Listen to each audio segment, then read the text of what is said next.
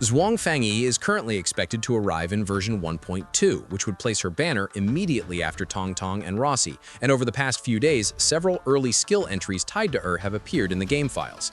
The data is clearly incomplete, but there is enough structure to outline what her intended combat role looks like, even allowing for future number and mechanic changes. Quick note before we start, I also run separate channels that focus on Honkai Star Rail, Zenless Zone Zero, and Withering Waves, so if you follow those games and want the same kind of clear kit breakdowns, banner analysis, and pull planning, make sure you check those channels and follow those accounts for updates on all three.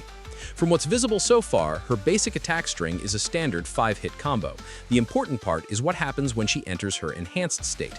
In that mode, her normal attacks gain additional lightning damage and can trigger a chain lightning effect that jumps between multiple enemies. That immediately shifts her profile away from pure single target damage and towards sustained pressure in multi-enemy situations, where the bounce mechanic becomes a real source of value. Her tactical skill appears to create a lightning field on the ground. Enemies inside the area take continuous damage, while Fangyi herself gains an attack enhancement at the same time. That combination is significant. It suggests the field is not only a damage zone, but also a self-buffing tool that directly improves the rest of her kit. Functionally, this points to a ramping damage pattern where staying on the field and maintaining skill uptime steadily increases her output rather than front-loading everything at once. Her ultimate then pushes this idea further.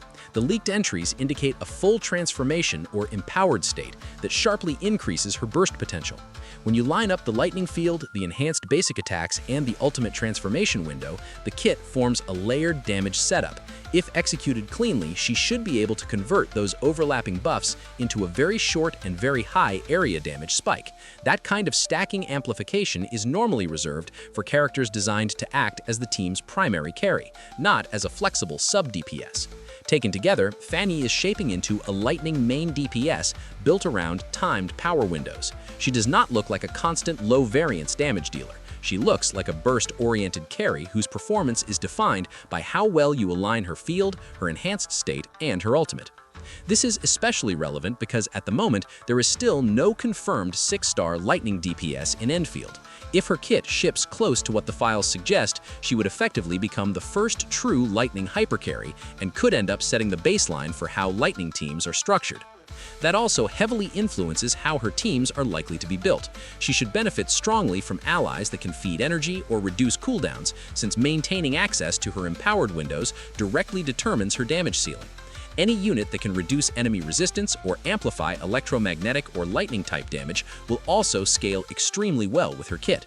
Because her enhanced attacks can chain between targets, grouping and crowd control become more valuable than usual. Pulling enemies together increases the consistency of the bounce mechanics and raises her effective area damage. At the same time, she appears to require long on-field rotations to fully capitalize on her buffs, which means defensive tools and interruption protection will be important, so she can finish those rotations without being forced off the field. Overall, she does not look like a drop-in unit for generic lineups. Everything in her design points toward a team built specifically to enable her timing, energy flow, and survivability. For early pull planning, that makes her more of a long-term roster investment than a flexible slot pick. If the current mechanics remain intact, Fangyi has real potential to define how lightning compositions are played going forward. But what do you think? Let me know your thoughts in the comments below. If you enjoyed this breakdown and found it helpful, make sure to subscribe for more. Thanks for watching, take care, and I'll catch you in the next one. Peace.